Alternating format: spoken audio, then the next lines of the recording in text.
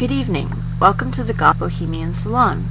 This is Jwlhyfer, and I'm here with the Goth tag, which is going around the internet right now. So I thought I would try a hand at it.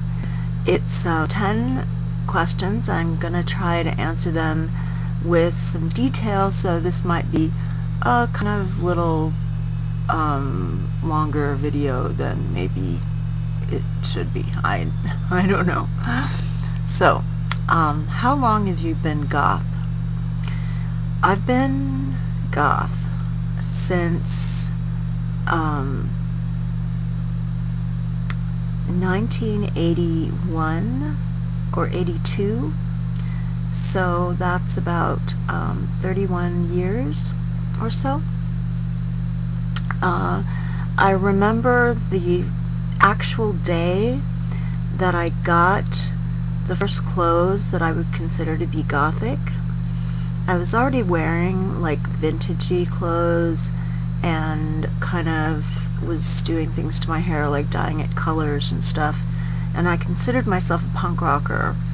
But there was this new romantic club that I really loved that I was going to a lot, and I was dressing up kind of differently for that and getting a little bit more what's the word, elegant, I suppose is one way of putting it. There were people at that club who wore really fabulous costumes and things, and I just thought, wow, this is really great, I love this. So I decided one day that I was going to go into mourning for myself because my parents had tried to kill me. I really felt that they had tried to kill me, and I decided that I would wear all black and put ashes on my head and do this kind of spiritual thing, and it had a lot to do with art that I liked and books that I was interested in. Had a lot to do with vampires and feeling like a vampire, and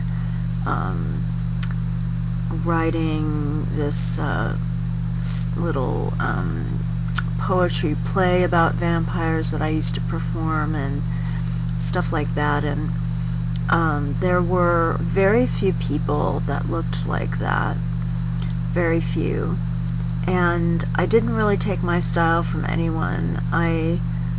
Except for some of the silent movie influences, and I was naturally influenced by the people around me, you know, but I didn't intentionally go out trying to copy anybody's style or look like anyone else. I wanted to do something for myself.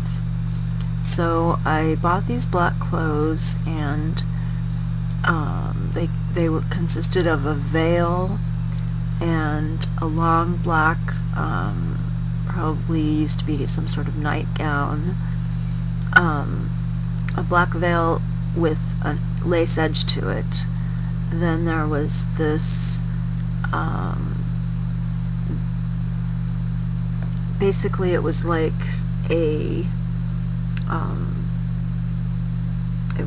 it was the necktie part of a little Victorian cloak. So it was all this ruffled black silk fabric that had a long piece that you would tie it together with at your neck if it was on a collar. But what I used to do is I put the veil over my head with the thing down, and then I would tie this ruffled silk thing around my head, and it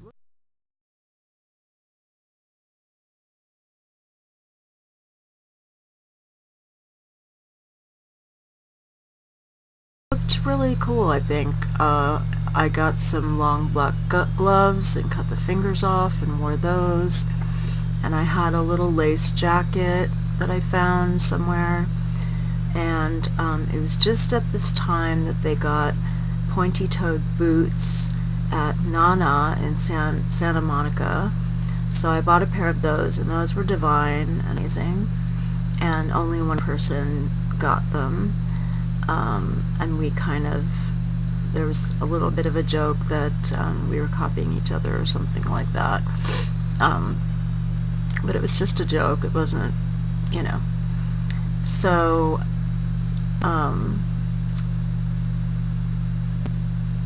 yeah, that's basically, you know, not just how long, but how, I guess, because the next question is, how were you introduced to Goth? And just to sort of give a little bit more information, I don't really feel that I was introduced to Goth. It was a natural progression from where I was to something that felt more natural.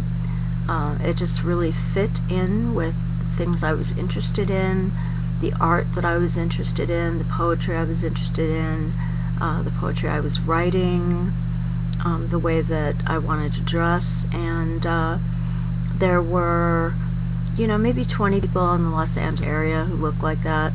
You had Mary from 45 Grave. You had Roz Williams. You had Eva O. and Ron Athey. And you had Dave Grave from Voodoo Church. Kid Congo Powers kind of looked sort of gothic, but his was like what we used to call Voodoo Billy, which was sort of horror rockabilly. Now I guess it's called it's not called Voodoo Billy anymore. It's called something else that I can't remember, Gothabilly or something like that. I don't know. I think Voodoo Billy is actually a great way of putting it, personally. But anyway, and then my friends Gina Rush and Allison Ridgway, who were very into Susie, and of course I was too. There was one girl named Kitty who did the Susie look like perfectly. She looked exactly like her, and this was very unusual at the time, so she was very much like a little star in our circle, in the Los Angeles area of people. So, you know, those are the people, and I mean, I could name some more names. There were certainly people in other bands and stuff. Claudia Wintermute and the other singer in Die Schlaflosen definitely had a very kind of old Hollywood silent movie gothic style about them. There was Lucy Amaro from Poetical. She had spiky black hair and you know, wore like vintage dresses and stuff, kind of like Exene Cervenka from X, who also kind of had a sort of vintagey gothic look, I think. So there were these people, and there's a club called the Brave Dog, and I used to go there to see bands because it was 3 bands for $5, and then you got all the beer you could drink, basically. So I used to go there and drink beer and see bands, and that's where I saw Christian Death and the Superheroines and Poetical, Die Schlaflosen, Red Wedding, Nervous Gender, and some Voodoo Church, and you know, other bands like that. There was also a place called Al's Bar, which was very close to the Brave Dog, which also had those sorts of bands. And we used to go see the Superheroines whenever they played, so we became friends with Eva O, and ended up posing as sort of shrouded figures holding their guitars on their second album. So if you're into the Superheroines and you have their album, you can see us on the cover. We're the people swathed in black cloth on a very hot day in Griffith Park. I actually almost fainted. I had to be sort of revived with cold water and, getting out of the hot, black stuff that was all over me. But there we are on the cover, me and my then boyfriend Vaughn.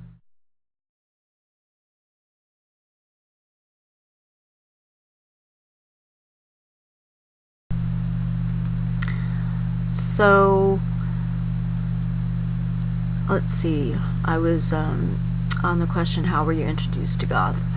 So, there was also a club called, I think it was Les Masques des Vampires or Les Bals des Vampires or something like that.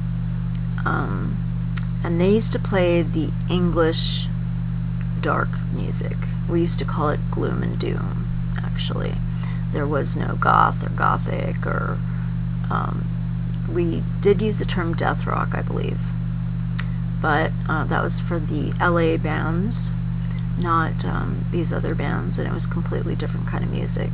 So this club was at the Grandia Room on Melrose Avenue, I think, way near Silver Lake, and they had one night, it was like a Tuesday or Thursday, where they played this music, this darker music, and people still didn't dance yet.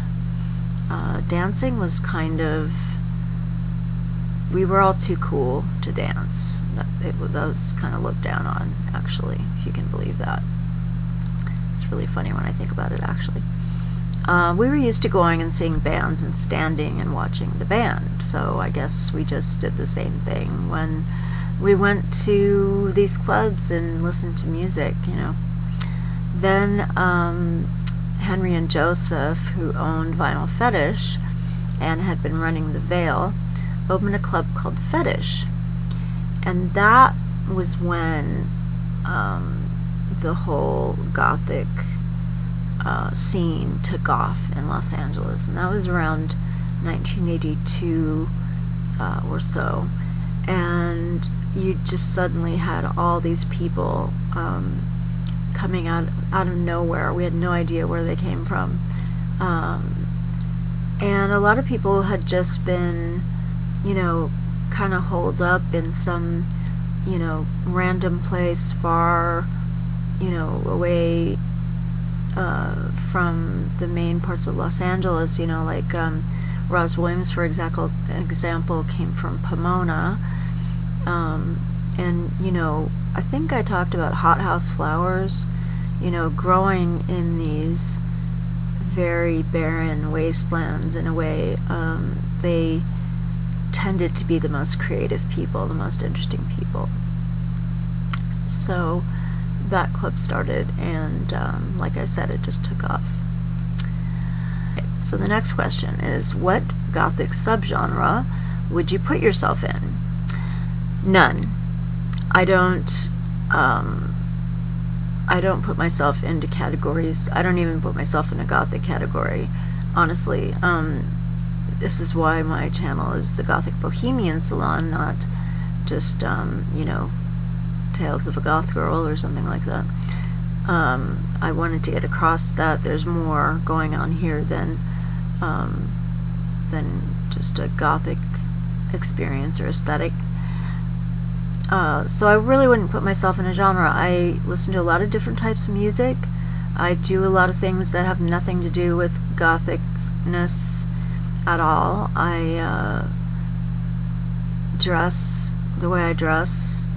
It's different all the time. I have a tendency to go through different phases and go through different personas. For 5 years I was an Edwardian dandy. I dressed only in men's clothes, and I had really, really short hair, and I really enjoyed it, and I'll probably be going back to that pretty soon, so brace yourselves for that, because that's going to be happening either next year or the year after. So as far as subgenres go, I don't really fit into anything, honestly. I guess if you're gonna be pushy about it. I would probably fit into like the romantic goth genre or something like that. Because I do love dressing up, and I like the more extravagant clothes, and the harder it is to move in, the better. Well, not really, but the more complex, beautiful, and jet encrusted, the better, I guess. Anyway, okay.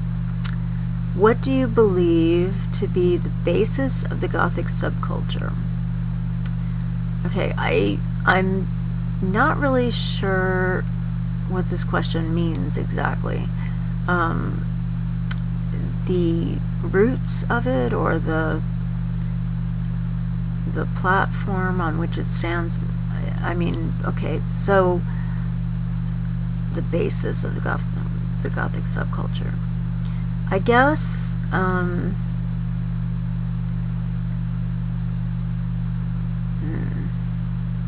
well, to me, the basis is the art and literature. And the reason for that is that the music and the fashion comes from the art and the literature. The music is poetry written by people who read books that inspire them, or take poetry from poets who inspire them and put music to it. The clothing comes from seeing things in art or in film that inspire you to dress up, and so it's not really music and fashion, it's art and literature to me. That's how I think of it anyway. I hope that made sense. What do you dislike about being goth?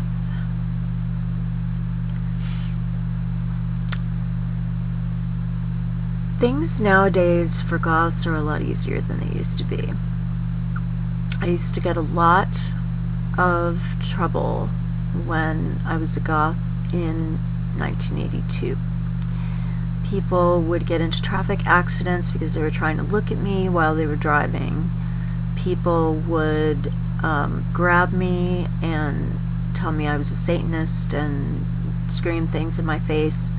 I was spit at, punched in the face, yelled at, asked why I was ruining my beauty this way and all this kind of crap.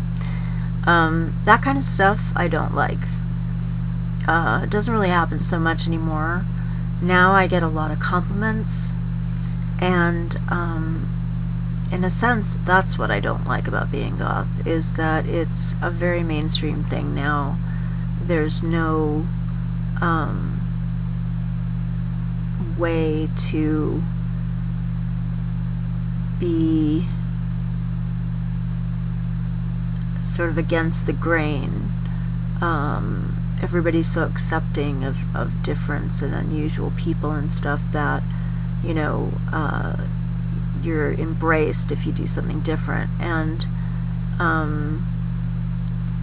I want to stir things up a little bit more than that. I want to bug people more than that, I guess. So it kind of bothers me that people are so nice about it now. I know that sounds kind of weird, but I want to, cause some traffic accidents again, or at least, cause people to think about things. And I think nowadays they just think, oh, how pretty, and I just, that kind of bothers me. So that's one thing I don't like. Trying to think if there's anything else I dislike about it. No, I can't really think of anything. There's so many good things that, I just can't think of anything else bad. What do your parents think of it? Well, as far as I know, my dad doesn't really think about it at all. He accepts me the way that I am, and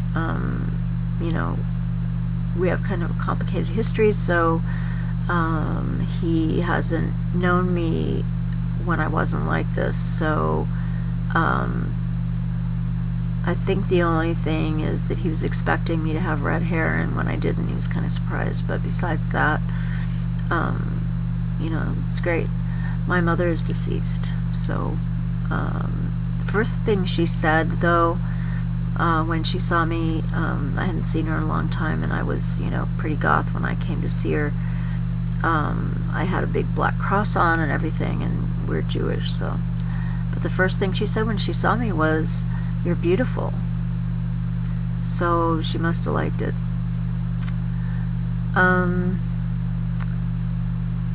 Eyebrow or no eyebrow?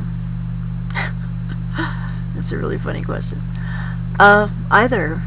I have eyebrows right now a little bit, because I was doing something else and I needed them for my my Fanny Cornforth impersonation. I don't know if I'm going to take them off again. Drawing them on is kind of a little bit better for me because I don't know if you can tell here. If you look, you'll notice that one eyebrow is a lot higher than the other one. And that kind of drives me a little bit crazy. So being able to draw them on is sort of a plus for me. I can do it symmetrically then. So I guess no eyebrow. But sometimes, you need that little bit just right at the beginning so you know where to start. So I guess a little bit eyebrow. What is your favorite band?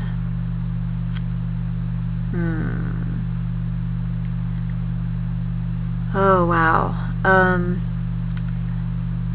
It's really hard because there's so many that I love, and I don't even know a lot about the newer music.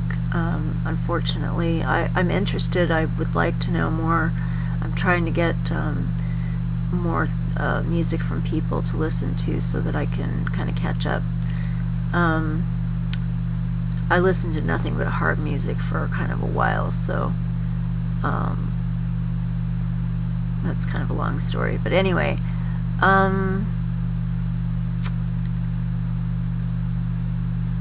Christian Death, the Roz Williams version, will always be my first love, I guess, in a lot of ways. I loved that band, and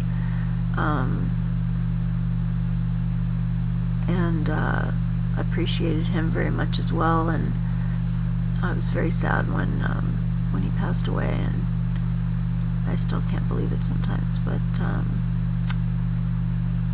also the Superheroines were amazing, and Shadow Project, when the two bands came together, with Eva O singing and playing guitar and Roz singing and playing guitar, them together is amazing. Really, really amazing. And I love Switchblade Symphony. We used to go see them all the time, and they were brilliant, really brilliant. Wonderful to see live.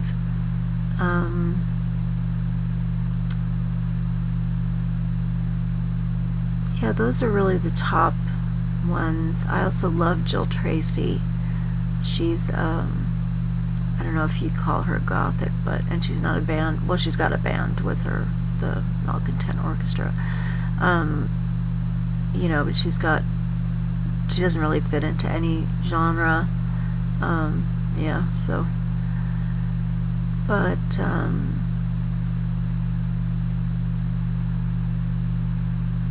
also like Deform quite a lot. Bossio de Tosca. From what I've heard, I really like them. Nox Arcana. So far, that's probably a good start right there. Oh, Collection Darnell Andrea. They're really, really great.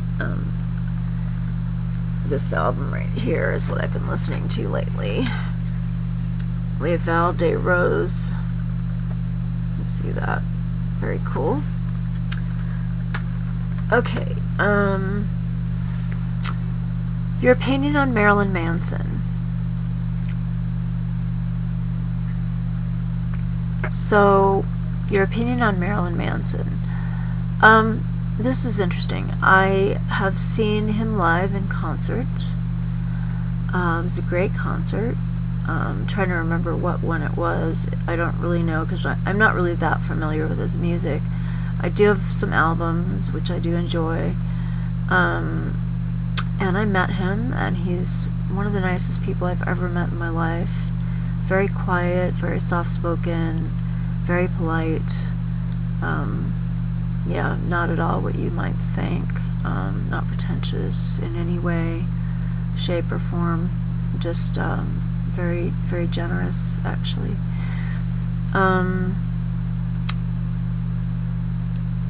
As far as Marilyn Manson and the Goth scene is concerned, I believe that Marilyn Manson himself is a pretty gothic guy. The band music, however, doesn't fit into the gothic genre as far as I understand, so, you know, that's, I guess, what I think. You know, and I listen to them, I enjoy them. I don't have any, there's no music that I wouldn't listen to, really, just to try it out. I'm pretty open-minded, even country music, but I prefer early country music, not modern country music. The last question is, what were your baby bat days like? I'm not sure I had any. I kind of, like I said, it was sort of this gradual thing that went from punk rock to new romantic to death rock to gothic. And I guess I'll insert a couple of pictures here.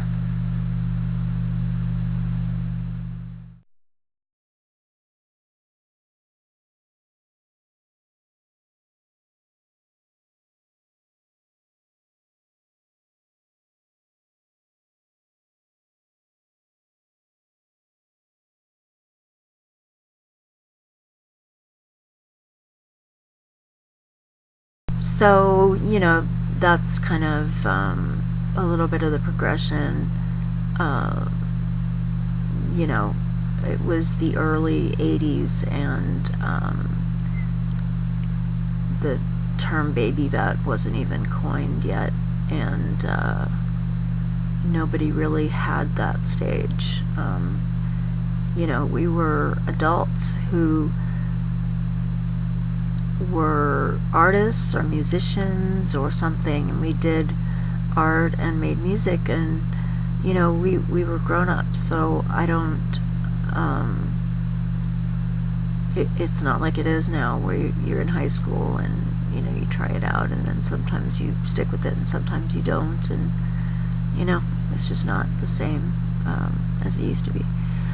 So those are the questions. I tried to answer them as best as I could without saying too much. I had so much trouble editing out in my last video that I just really didn't want to say it a lot this time, and I really hope to God that I didn't. But if I did, then sorry. I don't know if I'm going to edit them out or not. I'll probably edit this out. I have no idea. So that was the 10 questions. I'm thinking of making a tag of my own, actually, because I have some questions I'd like the answers to from a few people. So I'm not going to tag anyone.